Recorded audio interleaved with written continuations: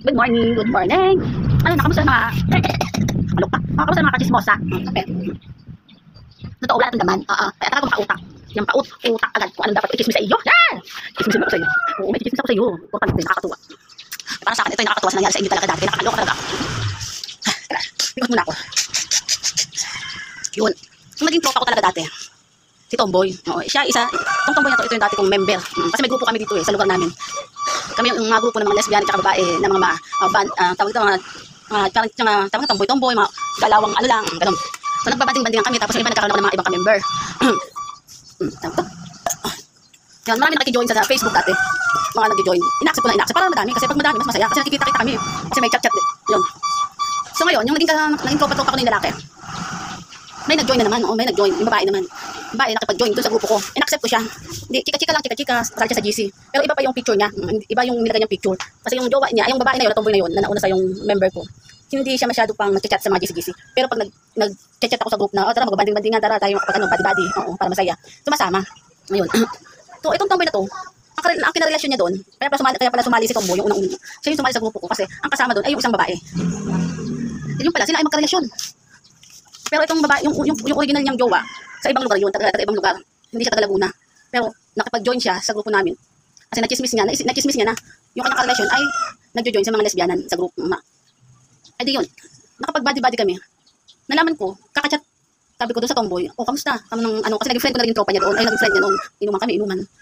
Masaya sila mag-jowa, pero wala pala doon sa Laguna yung original niyang babae. Yun kasi may anak na yun na babae, may anak na bata, babae din.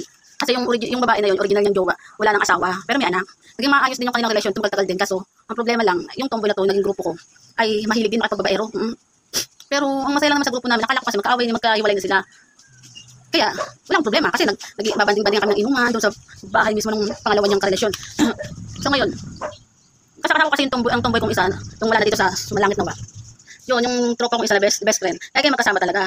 Ngayon, pag meron kang mga problema ng nagme-member sa grupo namin, tinutulungan namin, gino-join namin, chinichika-chika para maiwasan yung pagiging malungkot. So nakabanding ko siya kasama isa kong tropa. Hindi ko medyo yung una-una hindi pa siya nakikisali sa amin na isang lahatan. Kasi ayaw pa niya makipag-join. Yun, doon ko nalaman na yung palang Tomboy na isang grupo ko, yung pala yung original niyang asawa, yung Tomboy na yun. Matagal na sila magkalibin. Kaso yung pala nagkahiwalay sila ng lugar kasi nga nasa probinsya siya, yung Tomboy ay nandito sa Laguna. Yung pala ay may mga karelasyon na babae. Di sabi ko doon, hayaan niyo na lang kung gano'n nangyari. Wala ka nang magagawa kung gano'n kasi maganda, lungkot-lungkot ka dahil dyan.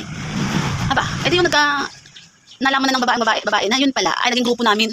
Ang ending, nakipaghiwalay siya doon sa pangalawa niyang babae. Nakipaghiwalay. Nakipagbalikan siya doon sa original niya. Kaya pag nagbabanding-banding kami, sila yung magkasama. Sila yung tunay na mag-jowa. Ang naging ano ko lang kasi sa kanya, yung uwi na naman siya sa probinsya niya. Nag-isay pa rin yung Tomboy. Kaso, yun, ang ending ng babae pa rin. Kaya ako na mismo nagsabi, kasi pareho ko silang tropa eh. Sabi ko sa kanila na, hindi mo kailangan tsagain ang mga paulit-ulit na relasyon ninyo.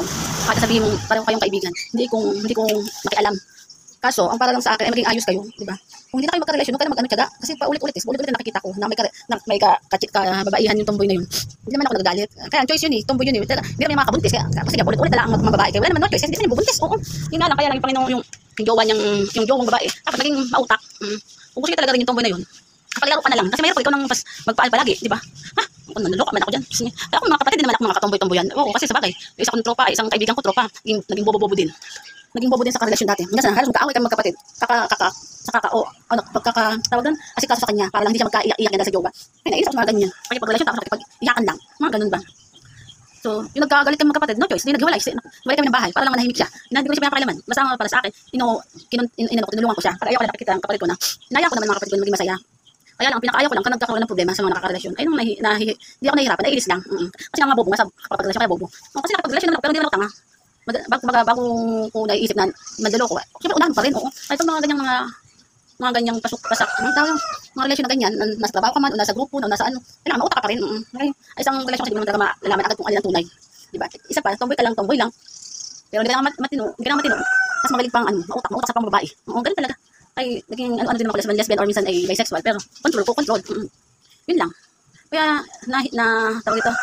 Kaya naawa din ako sa tropa ko na yun, kaya yung time na yun, hinayaan ko sa babae na naging tropa ko na hiwalay na yung Tomboy na yun. Kasi ako na mismo nakakita naman kasi kung grabe man loko ng ibang babae, kahit masaktan siya, ay mahirap akong nagugulis sa mga ganyan. Kasi mga bobo. Kaya pag mga bobo sa relasyon, sa lahat ng ano, hindi ka Hindi dahil sa pag-aaral, sa pakipagrelasyon. Ay mga bobo, ay bobo, ewan ko. Sarap putukan, sarap putukan. Ako, din, sobrang matalino ko sa makapagrelasyon. Wala ako kapagrelasyon. Siyempre, di ba, nakakaisa pa lang, makakapangalawa na ako, ganun. Hindi ka makahuli-huli, mauna siya. Sino mauna is mauna, pa siyang panalo, ganun. Nice, ang init ang panahon. Ha? Sige na, alam ko masyado mainit. Sige na, alam ko siya na kayo magkapi ng mga chismosa. O, bukas na ulit na mag-ismisan, ha? Bye.